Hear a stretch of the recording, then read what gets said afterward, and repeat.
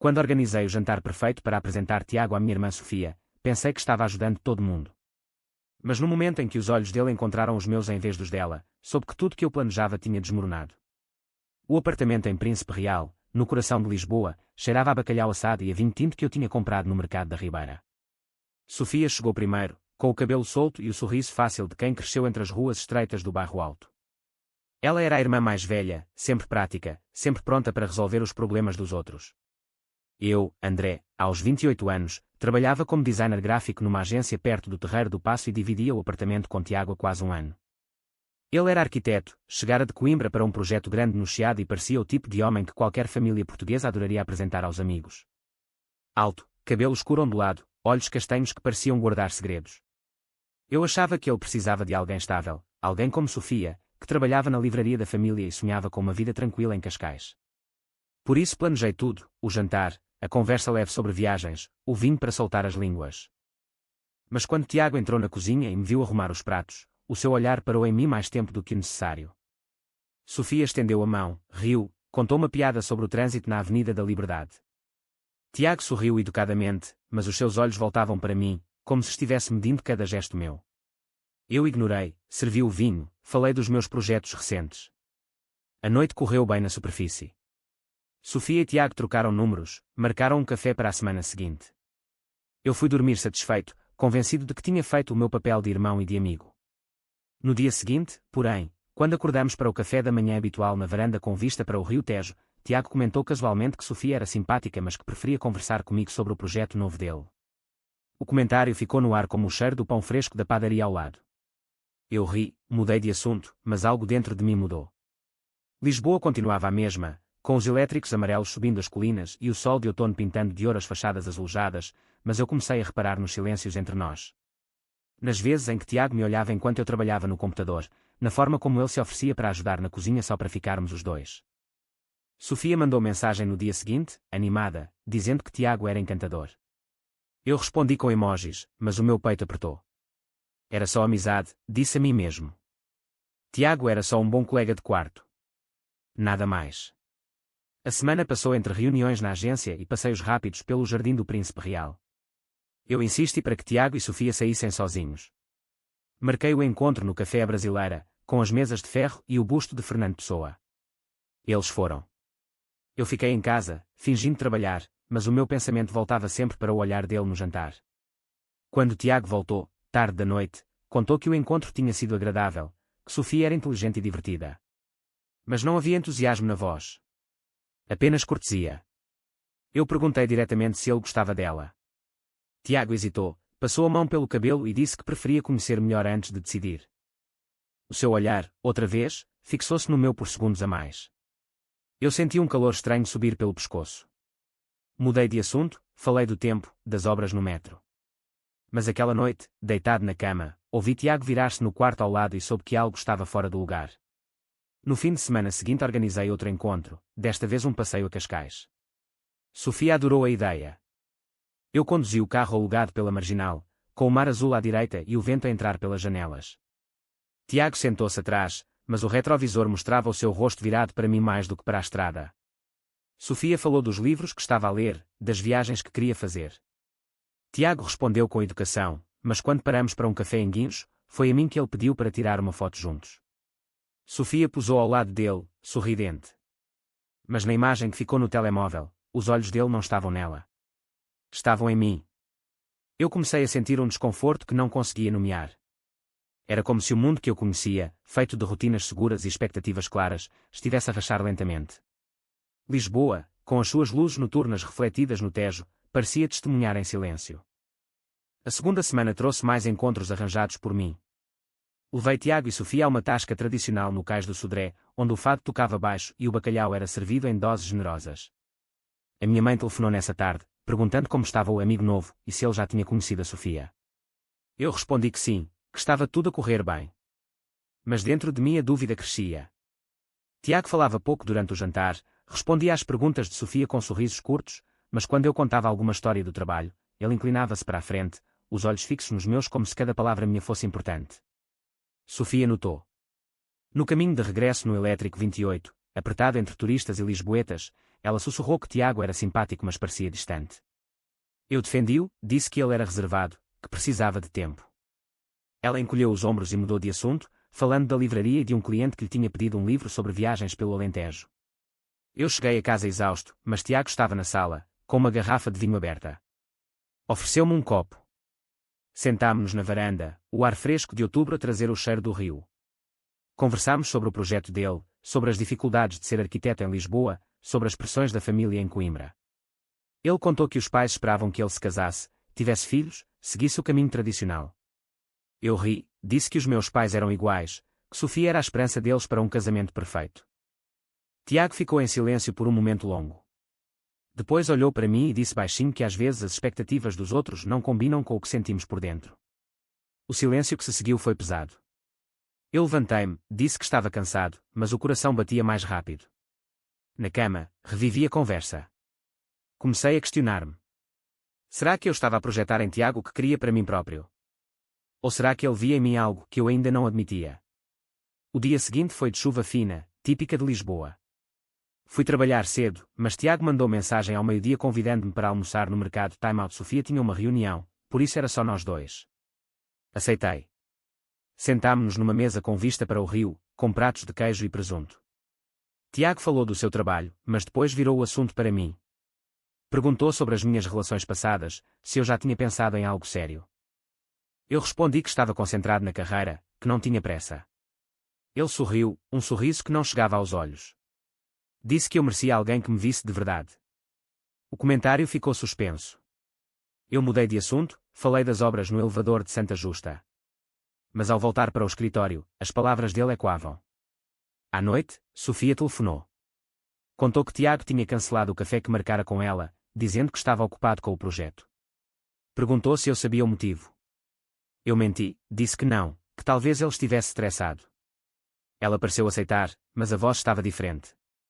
Eu senti culpa pela primeira vez. Culpa por ter empurrado dois amigos para algo que claramente não estava a funcionar.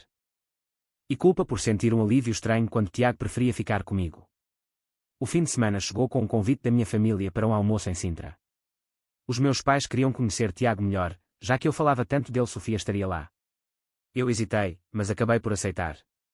No caminho, no carro, Tiago e eu sozinhos porque Sofia foi de comboio, ele ligou a rádio e uma música antiga de António Zambujo tocou. Ele cantou baixo, a voz suave. Eu olhei de lado e vi o perfil dele contra as montanhas verdes.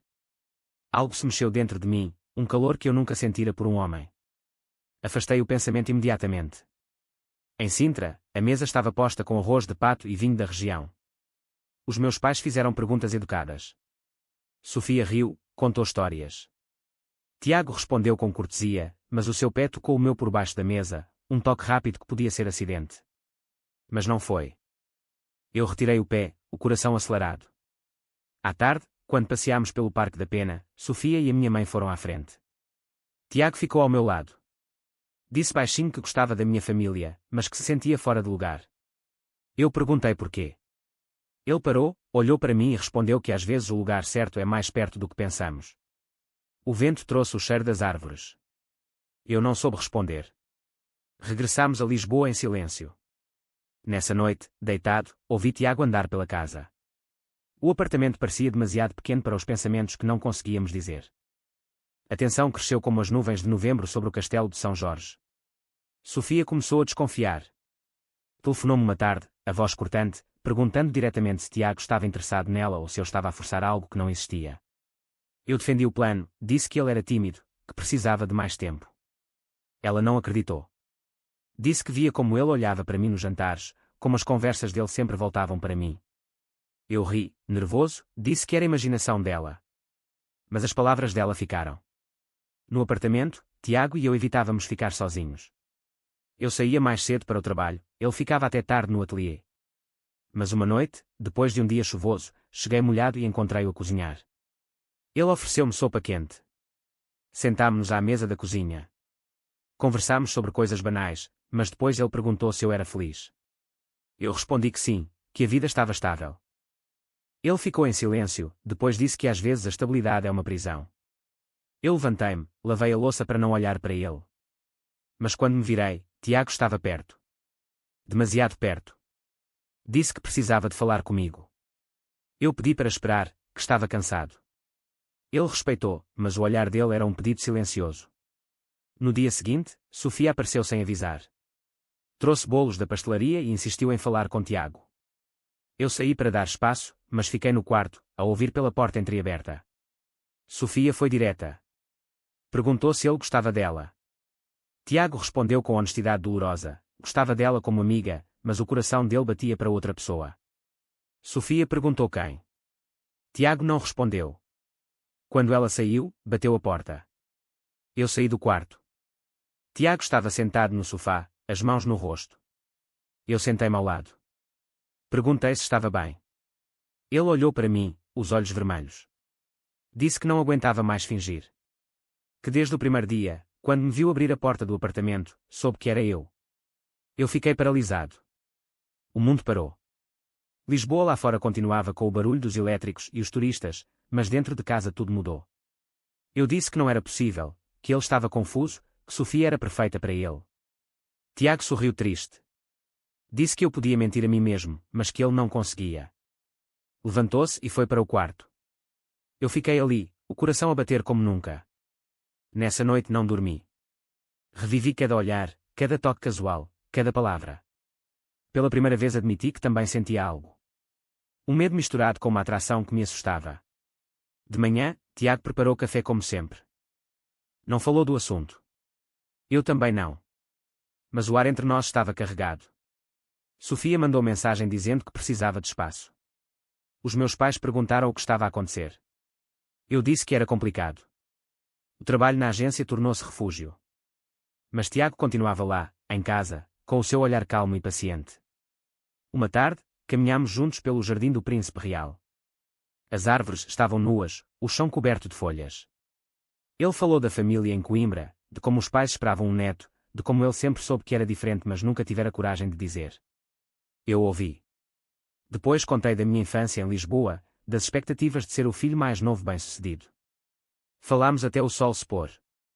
Quando voltámos, o apartamento parecia diferente. Mais íntimo. Eu preparei o jantar. Tiago ajudou. Os gestos eram cuidadosos, como se tivéssemos medo de quebrar algo frágil. Antes de dormir, ele disse boa noite e tocou o meu ombro. Eu não me afastei. Pela primeira vez, senti que talvez não precisasse de fugir. O inverno chegou com frio cortante e luzes de Natal nas ruas do Chiado. A família marcou um jantar de Natal em casa dos meus pais, em Alfama. Sofia hesitou em ir, mas acabou aceitando. Tiago também foi convidado. No carro, o silêncio era pesado. Sofia sentou-se atrás, eu ao lado de Tiago. Ele conduziu, as mãos firmes no volante. Chegamos. A casa cheirava a azeite e a bacalhau. Os meus pais abraçaram-nos. Durante o jantar, as conversas fluíram sobre trabalho, política, o futuro. Mas eu via os olhares. Sofia observava Tiago e eu. Os meus pais comentavam como éramos bons amigos.